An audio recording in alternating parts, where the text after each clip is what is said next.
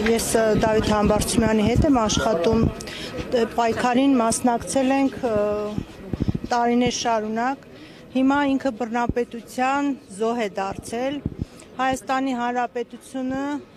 դարձել է բռնապետական,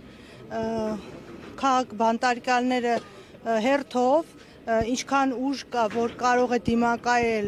Փաշինյանին եւ իր վարչակազմին, հերթով բոլորին կալանավորելու են տարբեր պատճառներով, պարտադիր չի ինչ-որ մի բան արած լինի, կարևորը որ կարողանան մեկուսացնել։ Հիմա այդ գործընթացն է գնում, եթե ժողովուրդը չմիավորվի, եթե ուղեղները չմիանան,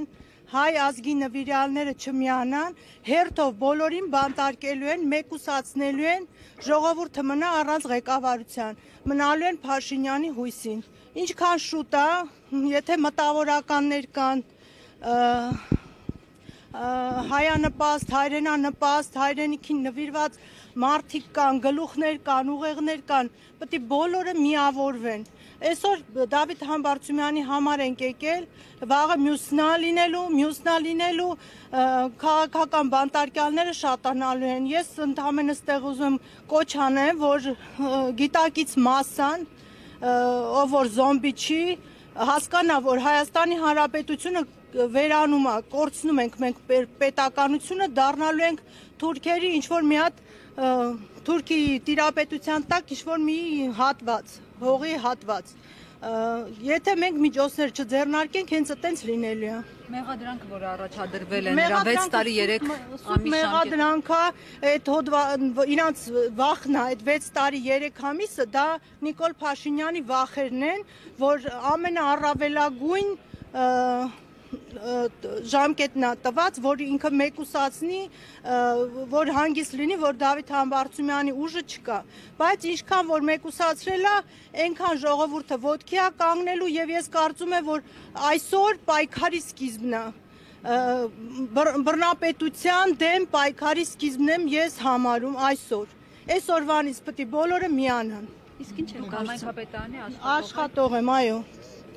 Եվ Մասիս համայնքի բնակիչ եմ, իրավաբանական բաժնի պետն եմ, երկար ճանապարհ ունենք Համբարձումյանի հետ անցած դժվարին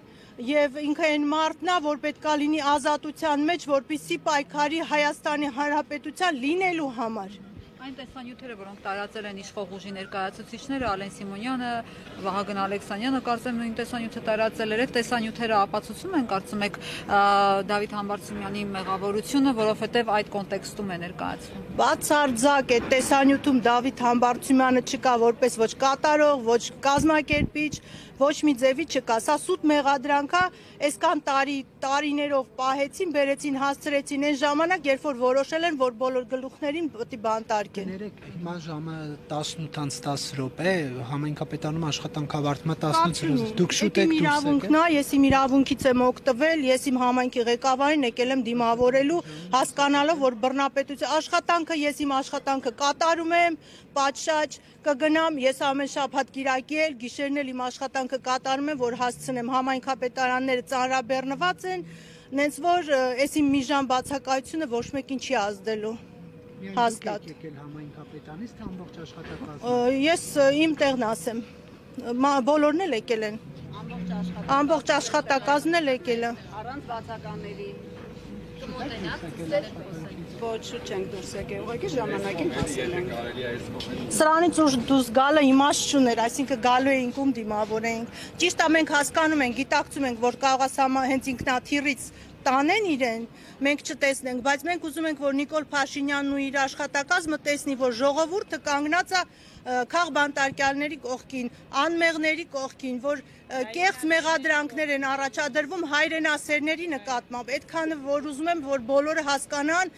նամանավանդ այն մարդիկ, ովքեր 18 թվականին եւ դրանից հետո մյուս ընտրությանն էլ ընտրել են եւ հիմա գիտակցում են, որ իրանք սխալ են արել, որ Նիկոլ Փաշինյանն են ընտրել, առանձնապես իրանք պետք է առաջի տեղը բոլոր դրսի պայքարներին գան ներկա գտնվեն, որ ցույց տան, որ իրանք փոշմանել են, որ սա սխալ է, գնում է հայրենիքը դեպի կործանման եւ լռելը հանցագործությունը։ Այսօր մենք տեսնում ենք, որ հակասահմանադրական գործողություններ են կատարվում ամենուրեք։ Եկեղեցին, երբ որ սահմանադրությամբ նշված է, որ եկեղեցին անջատ է պետությունից, հիմա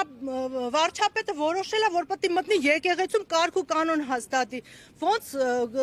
ով է բա սրա այս հարցով պատասխանատվության ենթարկելու։ Ինքը մտնում է իր լիազորությունները վերազանցում ամենուրեքա, բացի իր գործից, որ իր գործը հայրենիքը պաշտպանելն է,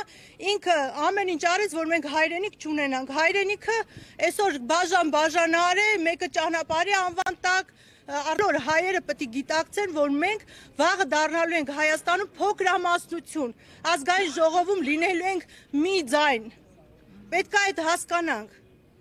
Սենց լռելով, ինչքան մենք լռեցինք, ինչքան ամիս անցավ, այնքան ավելի դժվար է լինելու հայրենիքը պահելը։